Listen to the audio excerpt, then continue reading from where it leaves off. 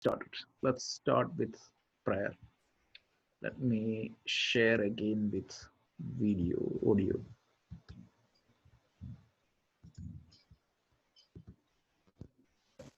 Okay, so we will listen to the prayer.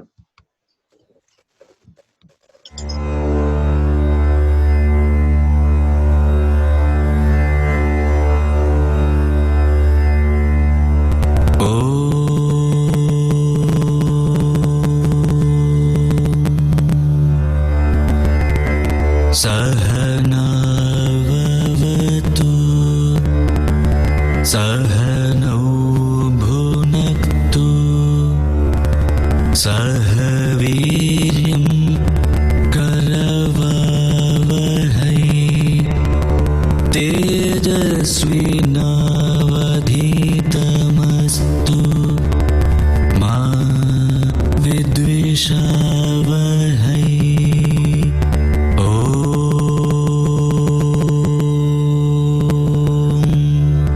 Shanti, Shanti, Shanti. Okay, welcome back. My apologies for not having the session for last couple of weeks. Of course, there was some unavoidable work schedule. That's what the cause was. Finally, everything settled. We can continue the session from now onwards. So we were discussing Atma Bodha, and last week we reviewed up to verse 11. So we started this series first by giving a brief introduction of the entire Vedic scriptures, the different categories of Vedic scriptures. We saw right from Veda to the Prakarana Grantha. And we found that Atma Bodha belonging to the category of these Prakarana Granthas. So there are two categories of Prakarana Granthas. One category of Prakarana Granthas, the objective is to introduce the basic concepts to a new seeker. And also there is another set of Prakarana Granthas, which is used for reconciling the teaching. So the first set of the Prakarana Granthas are studied at the beginning of our Vedantic study. And the second categories of the Prakarana Grantha, the classic example is Panchadashi and Dakshinamurti Stotram. They are studied after studying Upanishads and Brahma Sutra.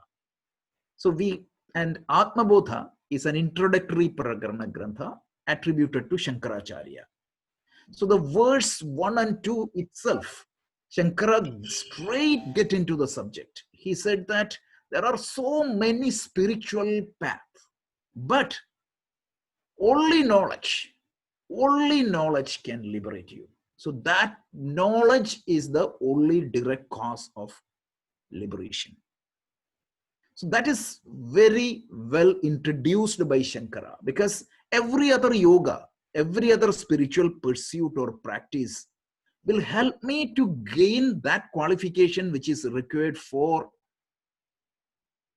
seeking knowledge. But BIF means only knowledge can remove the ignorance. So we saw that, and we talked about the nature of the Atma. In verse 3, 4, and 5, we said, again, knowledge is the only means, and ignorance is the cause for all the suffering. And when you have knowledge, knowledge removes the ignorance. And then we saw that if that is the case, why we are experiencing a different world. So that we saw. And we said that the world is a different order of reality. If you remember, that is exactly what we used. Even though we use the metaphor of dream, but still, world has a relative reality. World has an existence. Right now, I'm living in the world.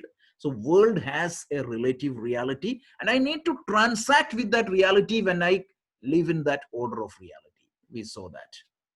And then we, on 9, verse 8, 9, 10, and 11, we clearly identified that even though there exist multiple objects, names, and forms in the world, The cause is only one. Just like there are multiple bubbles comes out of the water, just like multiple ornaments are made of the same gold, just like one space appears as different when there are multiple pots, like that, the whole world appears to be many, but the cause of the world is only one, that is Brahman. So that much we discussed. And today we are going to introduce a new topic. So if that is the case, who am I? Because when I look at myself, I have a physical body, I have a mind. So who am I versus what belongs to me? So this is an important question, because earlier itself Shankara said, what exactly is my basic problem? My basic problem is my lack of understanding myself. I take myself as something different.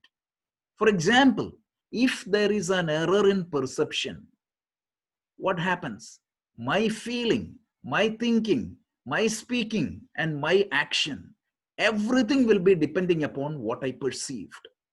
A classic good old example in Vedanta, anybody?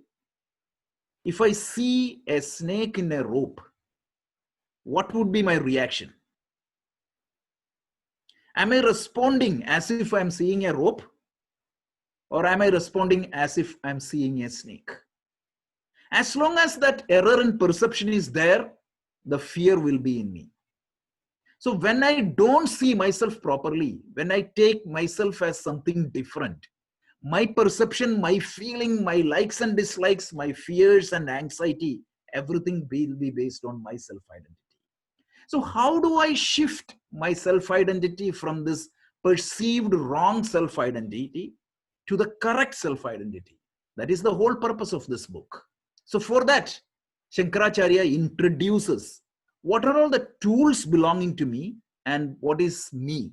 So that is what is being introduced. Those who attended our Introduction to Vedanta series, we covered this in detail in one session. And that was called Shariratrayam. There are 3 types of bodies.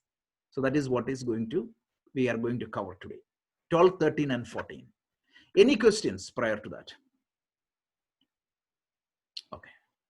Okay. So the next 3 verses, verse 12, 13, and 14 are going to talk about the Shariratrayam. Shariratrayam means the 3 layers of a skin. There are 3 bodies available for each one of us. One is known as Sthula Sharira, or the physical body. The second body is called Sukshma Sharira, or the subtle body. And the third Sharira, or the body, is called Karana Sharira, or the causal body. So verse 12 is going to talk about the physical body. 13 is going to talk about the subtle body. And 14 is going to talk about the Karana Sharira, or the causal body. And finally, on the verse 14, he tells that yourself is different from all these 3.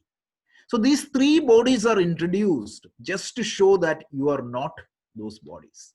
In our traditional, conventional understanding, we think that we are this body. But in fact, it is a possession of me. This is very interesting. I will quote one beautiful example from one of the Google curriculum called Search Inside Myself. This topic is discussed even in that book. The difference between you means you considering I am sad versus I have sadness in me. There is a huge difference. There is one chapter of that book discussing this entire topic, shifting that identity. That's exactly what is being taught in the Vedanta. So with that introduction, let's see those 3 verses. So we'll start with the first verse. So the verse 12 is going to talk about the physical body. So let's listen to the chanting. पञ्चीकृत महाभूत सम्भवं कर्म सञ्चितं शरीरं सुख दुःखानां भोगायतनमुच्यते. Brilliantly introducing the physical body. The word physical means it is tangible. We can touch and feel. It has an existence. So he said, Panchikrita Mahabhuta.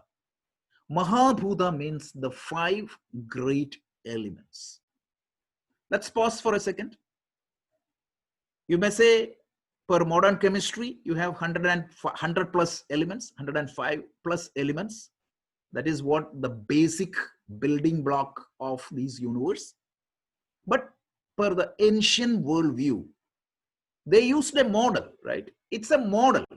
We need to understand what is a model versus what is a reality. The very definition of a model is an abstract representation of a reality. Underline abstract representation of a reality. The purpose for which you are using that model is going to determine the level of granularity and the details you need to use in that model. This is very simple. So per the ancient worldview, the whole physical matter, per their definition, came out of the combination of 5 great elements known as Pancha Bhuta. So Pancha Bhuta are the 5 great elements, combination of which is the entire names and forms, the entire material world, entire world of matter, everything that can be touched and seen. Conventionally, it is said that earth, water, air, fire, and space. This is the 5 great elements. In other words, it can be loosely translated as solid. Earth represents the solid, water represents the liquid, and the air represents the gaseous state, and the fire represents the plasma, and the last one is the lack of anything else. So it is the 5 states of matter, combination of which is the entire universe. And then how a particular element is formed. For example, if you take a chair, the chair as per this worldview is a combination. That is, a technical term is called Panchikaranam. When we study Atma Bodha, you can see that. Panchikaranam is a permutation and combination of these elements. These elements mix themselves in a particular proportion, forms different material objects in the world. So Shankaracharya here tells that the combination of these states of matter or the elements of matter is the physical body. Sambhavam karma sanchitam, how a body is created. The body is nothing but a combination of the physical elements, and how that particular body is created, it is karma sanchitam. This body is created, or I got this body because of my karma. We talked about this in detail, right? So any action I do, what is a karma? Karma means anything you do with a karana is a karma. Any activity you do with a karana means instrument. There are 12 karanas. 5 physical means organs of perception, 5 organs of action, and the inner instruments. One is called the mind and the intellect. Any action you do with any of these karana is called karma. And what happens? Every karma is going to leave a footprint in my system, in my subtle body, to be specific. So every karma I do is going to create an impression. And we saw the definition of the law of karma in one of the previous class.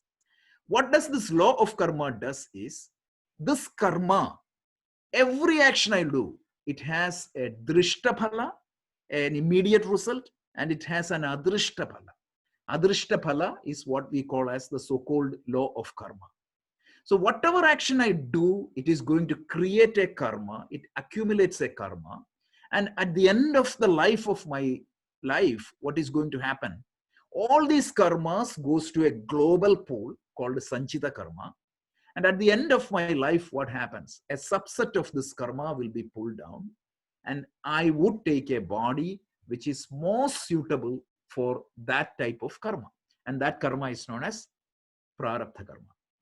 I'm not going to explain this in detail because actually you can see we did a supplementary lesson for the Bhagavad Gita, 3-lesson series explaining this in detail. So this is the law of karma. So this body is created because of the prarabdha karma, which is a combination of all the 5 elements in different permutations and combination. And then what is the next thing? He says, Shariram Sukha Dukkhana. And this physical body is where you experience pleasure and pain, because it is the adobe in which the subtle body and your mind and the Jivatma resides, because it is the gadget through which you transact with the world outside. For example, even if electricity is there, if there is no electrical equipment, the electricity cannot manifest. So the individual jiva cannot manifest in the world outside without a physical body.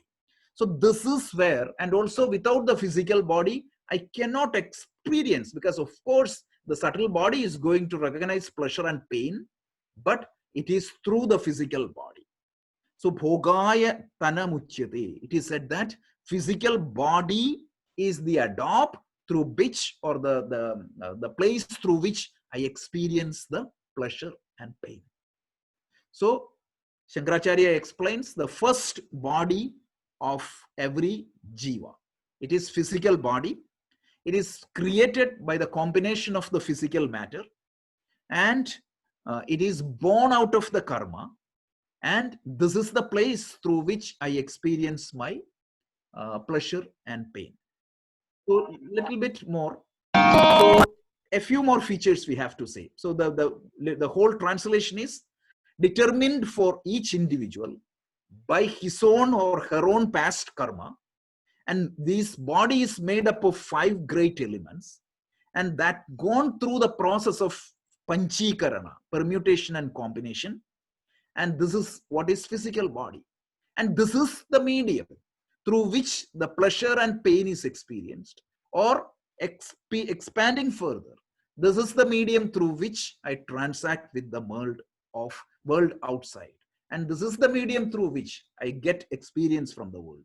And this is known as the tenement of experience.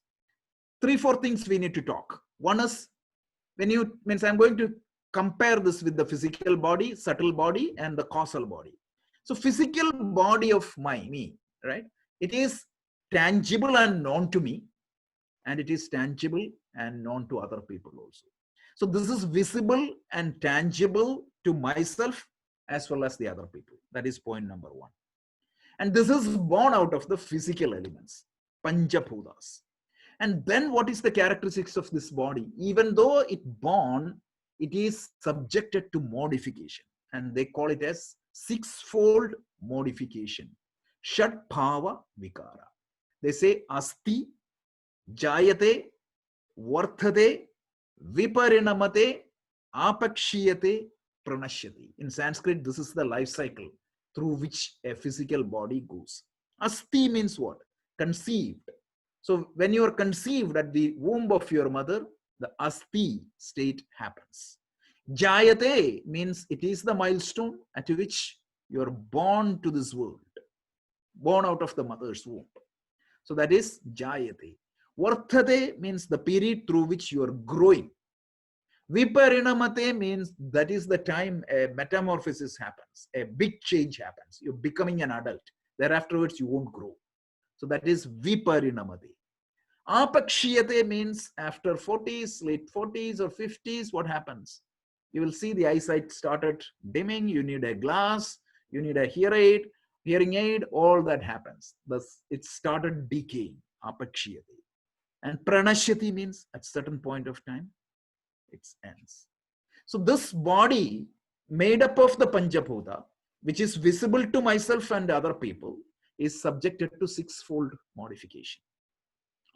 Then the next one is the life longevity of this body. It is the shortest longevity compared to all the other. The physical body is only maximum up to 100 plus 120 years. That's it. And finally, this is the adobe or the residence for the soul. What exactly it is, we will see, or the subtle body. So this is the characteristics of the physical body. Once again, this is born out of the physical elements. Permutation and combination of this physical element is the body. And this body, I got this body because of my prarabdha karma. The good and bad of my body is determined by the prarabdha karma. And this body undergoes change. And even this body has a short life. And this body is the medium through which I transact with the world outside. Clear? Any questions? Excellent. That's great. So let's go to the next verse, which is the subtle body.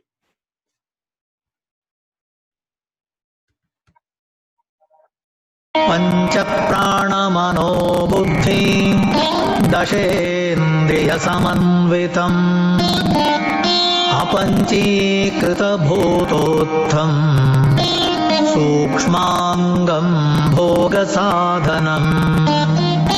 The beauty of this text is it brilliantly introduces the concept. Every key concept you need to understand Upanishad is brilliantly introduced. So now the second body we are talking. So one good example between the physical body and the subtle body, I use this example extremely in the Bhagavad Gita class. So those who come to the Bhagavad Gita class, please forgive me. This is a modern example. I'll give the traditional example as well as the modern example. The modern example is, if you have a computer, the computer can have two major components. One is the hardware and the second is the software. What is the speciality of the hardware? It can be touched, it can be seen, and it has a limited life. What is the characteristics of the software? Can you touch the software? Can you see the software? And the good example I was explaining the other day was the brain. Human brain is physical body, but the mind is subtle body. So the difference is, let's take a hard disk. A hard disk, let's say that it is weighing 2.2 pounds. I'm deliberately using 2.2 pounds because to equate the size of the weight of the brain. And imagine that hard disk has a 5 TB size. You can record your entire life as high definition video and store in that hard disk. So let's take the hard disk and weigh before you store these data. And if you weigh the hard disk after storing your data, what is the difference in size? Weight. Nothing. So you know that a bunch of data, like 80 years worth of video, is dumped into that hard disk, still the weight remains the same. That is the difference between physical and subtle matter. Hope this is a good example, because this, if you relate to this example, you will understand the difference between physical and subtle body. Because and this subtle body is typically called as, loosely translated as soul, because the soul has a different meaning in the Western religions. But if you want to use that word, the only place you can use that word is to refer subtle body. So let's see what exactly is this subtle body. So he tells, Pancha Prana Mano Buddhi Deshendriya Samanyutam. So this subtle body consists of Pancha Pranas, the 5 pranas. 5 pranas, prana means the life energy, life force, or the energy of your system, internal system. So there are Pancha Pranas. We are going to see what exactly it is in a minute. So the Pancha Prana, that is subtle body, because you cannot touch and see that, but you know that it is operating. For example, your digestive energy, your circulatory energy, all that is Pancha Prana. And that prana operates in our system, but it is not physical. So that is why Pancha Prana. And then Manaha and Buddhi. There are 2 faculties. One is called Mana and the other one is Buddhi. Mana means the faculty of your feeling, emotional faculty. And in Buddhi means intellectual faculty. So the faculty of thinking. One is the faculty of feeling, the other one is faculty of thinking. So Pancha Prana, your mind and intellect, and Deshendriyam. Please understand that Deshendriyam means 10 sense organs. It is not the physical organs, but the power of sense organs. For example, you may have an eye, but you may have the power of perception. Just like you may have a camera, but without a software, that camera cannot function. So the eyeball and the physical eye is part of the physical body, but just having the eye alone is not make you see things. There has to be some software which gets that tilted image, convert that into optical image into electrical signals, send that to the brain, and a neural cortex, say the visual cortex is there, which is going to apply a very complex neural algorithm which learns by itself and making sights for you. So that ability to see, that ability to hear, that ability to feel the sense of touch. You can feel a soft touch and a hard touch. Just go and read some neurology book. It is mind-boggling how these sense perceptions are decoded and encoded. It is unbelievable. So that sense of touch and the sense of taste, my God, how, look at your tongue, how much, how the tasty, not tasty, this, all these things can be recognized. Look at how many states it can recognize. And look at how well it can be integrated with the entire vision. If you're watching a movie, your eyes will capture the picture and the ears will capture the 7.1 actually channel sound. And if there is a subwoofer, you will hear that sound in that capacity. See, having a subwoofer is wonderful. Having a home theater with all the spatial effect is wonderful. But understand that your ear is much more capable than all these things. Like whatever sound it produces. See, some people buy a like a, even if you have this 4K content, if your TV is not capable, it is useless. So whatever sound it produces, whatever the picture it produces, your eyes and ears or the sense organs are capable of grasping it. So that power of grasping, and also your hands, legs, and everything is there. But there has to be some inner instruments or in subtle aspect which makes it move. You have to study again the neurology, how these neural network works, especially it gives commands to your muscles and all. It's such an amazing thing. A brief tour of human consciousness by Dr. Ramachandran is a good reference if anybody wants. Explains how the human brain works, especially these software components works. So that's why this subtle body has mind, intellect, panchapranas, and this 10 sense organs. And then what constitutes this subtle body? It is definitely not the physical matter. So apanchikrita bhutonyat. So this is not the physical matter. It is the subtle matter. So just like there is a physical matter, there is a subtle matter. So the difference between the physical matter is it is tangible, whereas the subtle matter, I gave the example of the software. The software is a matter, you know that for sure, but it is not a physical matter, which is not easily recognizable. And then what is the advantage?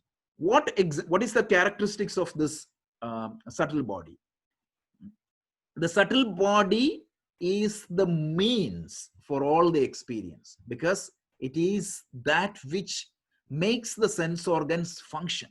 So whenever there is a sensory input, even though the physical body captures that, it is interpreted and analyzed by the physical body, because mind and intellect are the faculties of the subtle body. So all those pain, pleasure, happiness, sadness, everything will be experienced in the subtle body. So this is the second body. Again, it is a possession of me. I have a physical aspect. I have a subtle aspect. So this subtle body is also part of myself. So why he is explaining all these things? Just to say that you are not physical body. Of course you have a physical body, but you are not the physical body. Then he is explaining the subtle body. just to explain that you are not the subtle body. So this, one of the, I think, Herbert Benson and the person who introduced this mindfulness in the Western world, they themselves confirmed that the biggest challenge for a human being is what? He identifies himself with the mind and the body. And the biggest benefit they are telling the mindfulness is going to give you is associate to detach yourself from this feeling. It is okay if I think that I am sad. That's a problem. If I think that I have sadness in me now, that's okay. You can manage. That's the modern finding. Refer the book Search Inside Yourself and refer the chapter on mindfulness. This topic is extremely discussed. A lot discussed in that chapter. It's a little bit more. So this subtle body is created out of 5 subtle elements. Apanchikrita. This is, the other one is called Panchikrita. This is Apanchikrita. This is known as subtle elements. So per the Vedantic model, just like you have the physical elements, Bhumi, Apaha, Vayuhu, Agnihi, and Analaha, just like that, you have 5 subtle elements. So there is a subtle earth element, there is a subtle water element, there is a subtle fire element, and subtle space element. It cannot be seen. Again, it's a model. Please think that way only. And then subtle body, my mind and intellect and the ability to perceive, definitely known to me. I know what is happening in my mind. I know what is happening in my intellect. So it is visible to me, but not to others. Nobody can tell what exactly I'm thinking. So difference between physical body and the subtle body is, physical body, it means if I have a scar, it is visible to me as well as it is visible to others. So the physical body is known and tangible to me and other people, whereas the subtle body is only known to me. And again, the subtle body is subjected to change. My mind can change, my intellectual capacity can change, my sense organs' ability to perceive can change. All that, this is again subjected to change. And this has longer lifespan, because when the physical body ends, what happens? This subtle body transmigrates to a new physical body. What exactly determines that transmigration is the prarabdha karma. So let's say that at the end of my life, what is going to happen? This life's prarabdha is over, and at the time of my death, my sanchita karma pool will be checked, and a subset of the karma will be extracted. Let's say that the sanchita karma has 1,000 karmas. Out of that, 10 karma will be extracted, and that is going to determine what type of body I need to have. And then means my soul or the subtle body will be transmigrated into that new body. So when the physical body dies, the subtle body will not die. And this subtle body will be born at the timing, means at the beginning of a cycle. So just not to confuse you, what happens is even the universe itself has a beginning and an end. And we call it as prabhava, and the destruction of the universe, or it's called pralaya. It is merging back. So it's a projection and merging back. So when the universe gets projected from an undifferentiated stage to a differentiated stage, the subtle body will be created. And this subtle body will be active or alive throughout the cycle. Only exception is if you gain the moksha, the subtle body ends there. If you don't have the liberation, this subtle body will continue to transmigrate till the end of the cycle.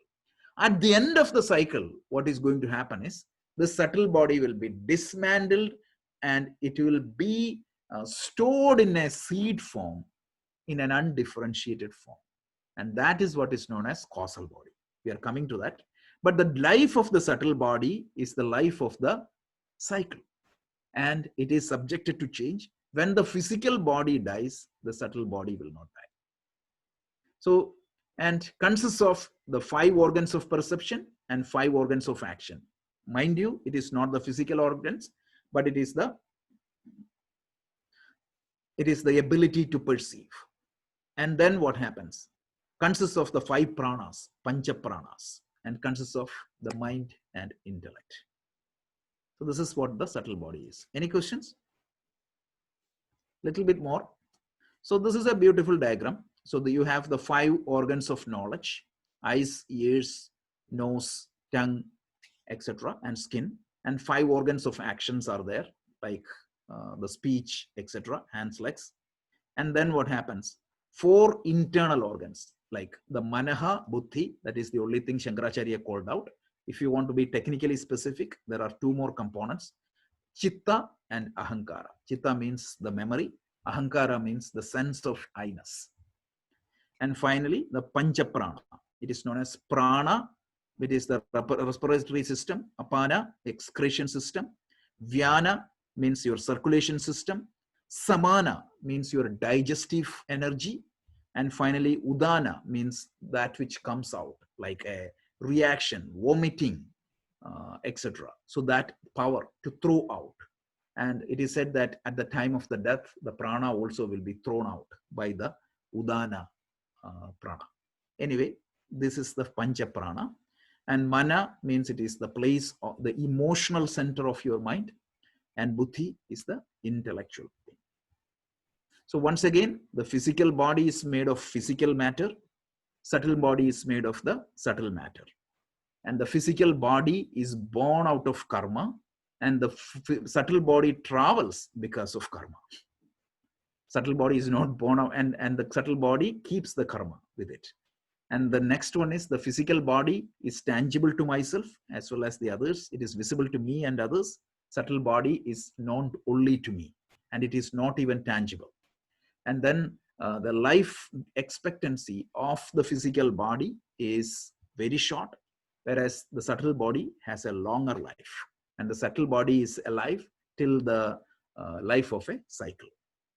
And the major components of the physical body is your hands, legs, body, head, and everything.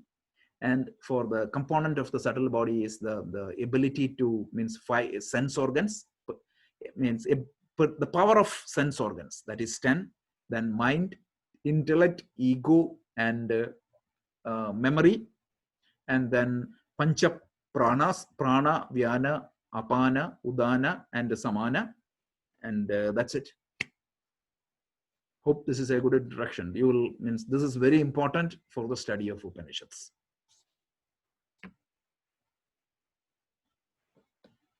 Any questions? Causal body. Causal body, let's see the third category of the body. So let's see. अनाद्य विद्या निरुवाच्य कारणोपाधिरुच्यते उपाधित्वितयादन्यम् आत्मानम् अवधारयेत्. First is a joke. Lot of book, when you read, the causal body is written as casual body. I don't know, somebody made a mistake sometimes back, and sometimes the spell checker also make that mistake. So be careful. It is not casual body, it is causal body. Karana sharira. Karana means cause. So anadi, like it is beginningless. So when we explained the subtle body, we said the subtle body has a beginning at the beginning of the cycle. And the subtle body has an end at the end of the cycle. So at the end of the cycle, what is going to happen is the subtle body will be dismantled, but the karma has to be stored somewhere. The karma I accumulated has to be stored somewhere. It cannot be wiped off. So that will be stored in a seed form, in something which is known as causal body. So this causal body, even after the pralaya, when the universe goes to an undifferentiated form, this causal body continues. And at the beginning of the next cycle, what is going to happen is, from this causal body, a subtle body will be created, because the causal body is the seed form from which a subtle body can be created. And from the subtle body, a physical body, a set of physical bodies will be created throughout that cycle. And at the end of that cycle, again, what happens? The karma has changed, because let's say that at the beginning of the cycle, there were 1,000 karmas, and out of that, maybe 80 karmas were papa karmas and 20 karmas were punya karmas. What happens? Throughout that life, I acquire new karma. A papa karma can be completely substituted by a punya karma. The ratio can be completely changed. So at the end of that cycle, whatever is the sanchita karma, that will be stored in a seed form, and that is what is causal body. So that is why it is said it is beginningless, anadi. And what exactly is the constituent of this subtle body? It is neither physical matter nor subtle matter. It is a technical term is not used called avidya. Avidya is technically means that ignorance. Ignorance means that something which I have no idea what exactly it is. That's it. It is not that avidya constitutes it.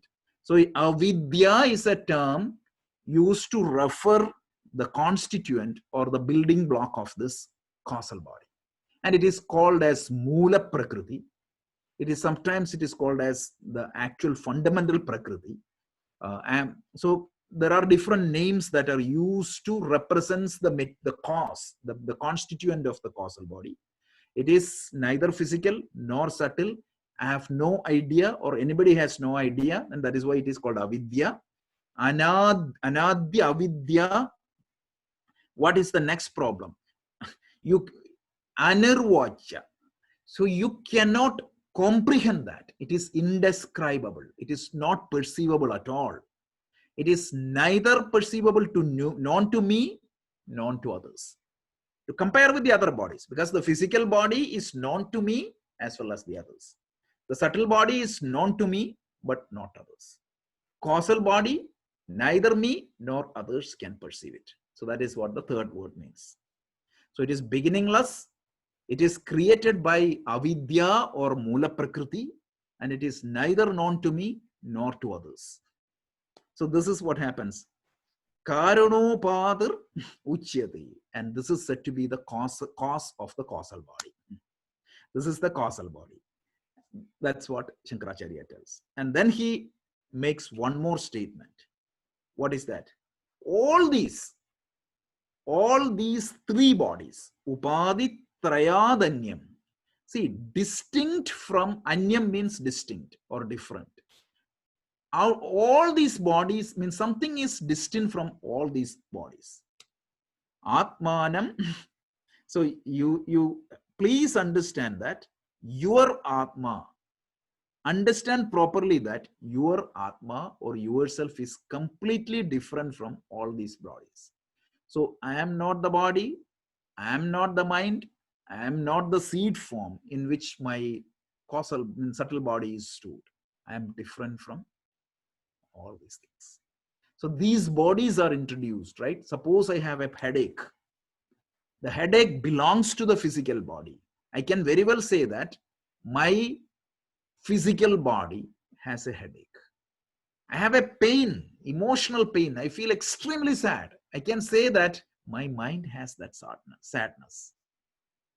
I have sadness in me, but I am not sad because I am different from all these things, because I am consciousness. Because consciousness or the self in our definition is what? That which makes the activities of my mind known to me is what is self. That by which the activities of my mind is known to me. Chitta vritti, because whatever happens in the physical world, the physical body, what it does, it captures it. And the subtle body will translate that perception as a mental event. Isn't it? When you see a snake, what exactly you are seeing. Are you really seeing the snake, or are you seeing an image of the snake created in your mind through the perception of your eyes? The good example is what Patanjali Yoga Sutra brilliantly differentiates this. The brilliant example is, if you are colorblind, the snake will be multicolored, but what you are seeing is a black and white snake. So we need to understand that any worldly experience, what exactly we are seeing is a representation of that worldly experience as a chitta vritti, as a mental event. So that by which I can see that mental event is the consciousness, Atma. And that Atma is different from the physical body and the subtle body.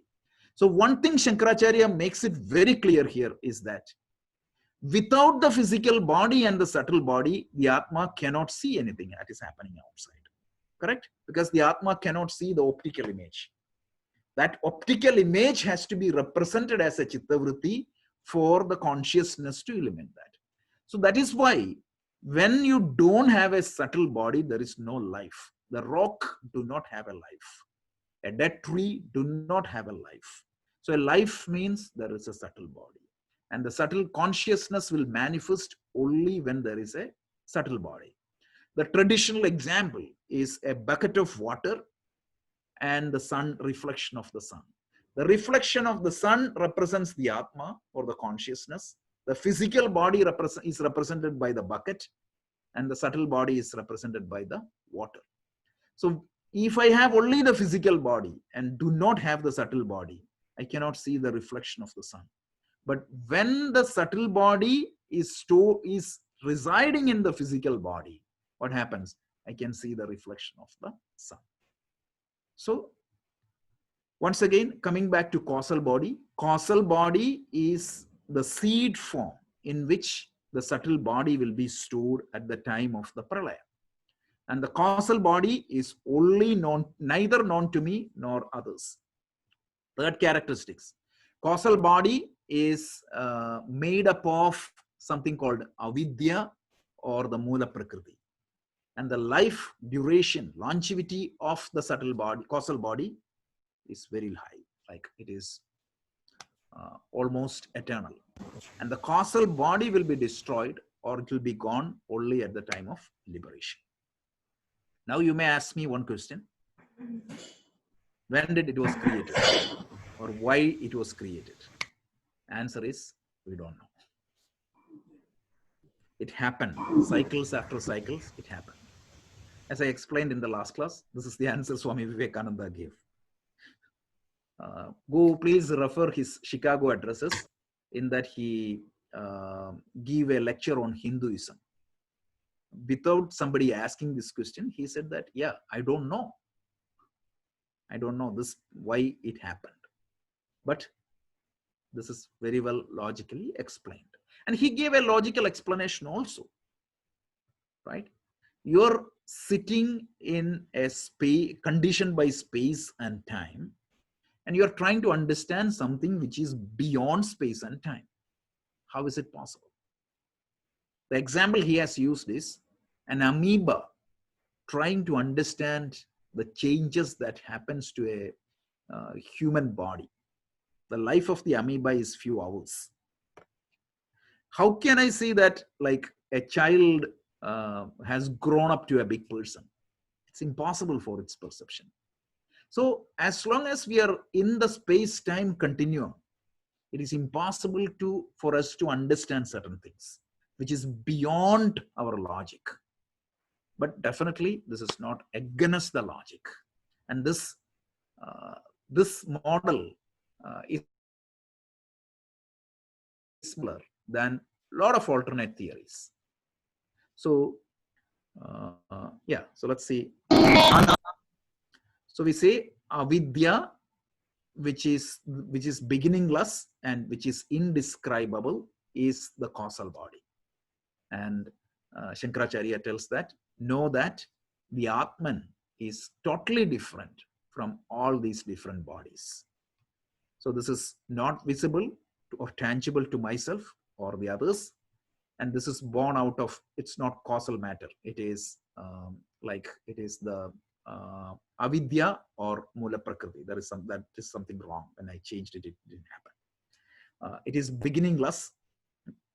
So that's it. The Atman is totally different from all the other bodies.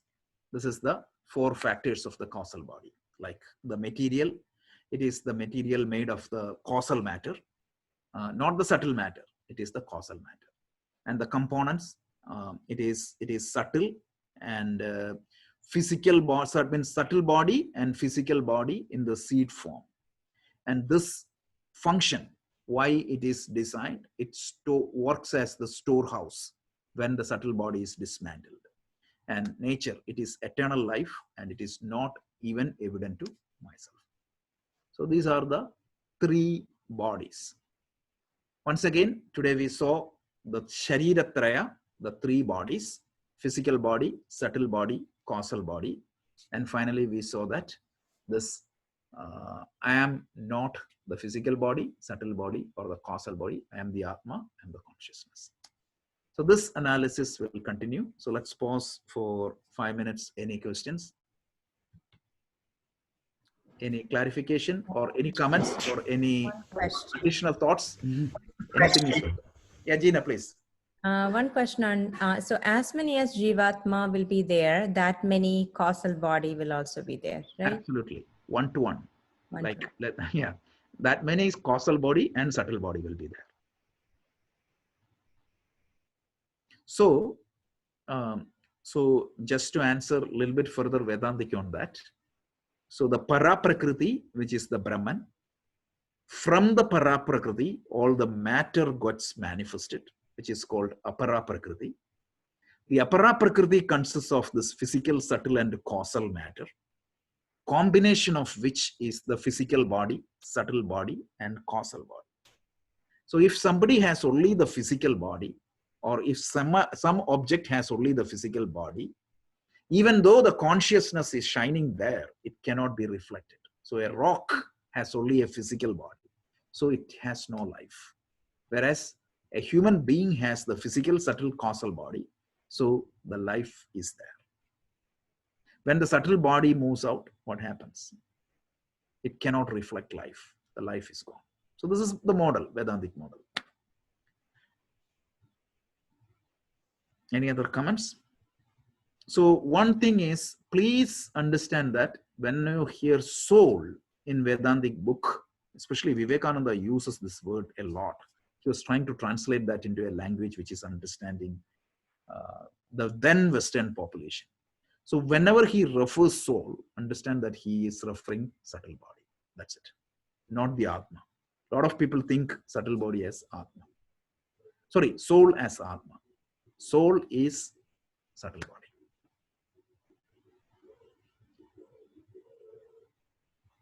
Any other questions? Okay, so if that is the case, so we can stop here. We will continue on next Thursday. Okay, thank you. Thank you, Rajesh.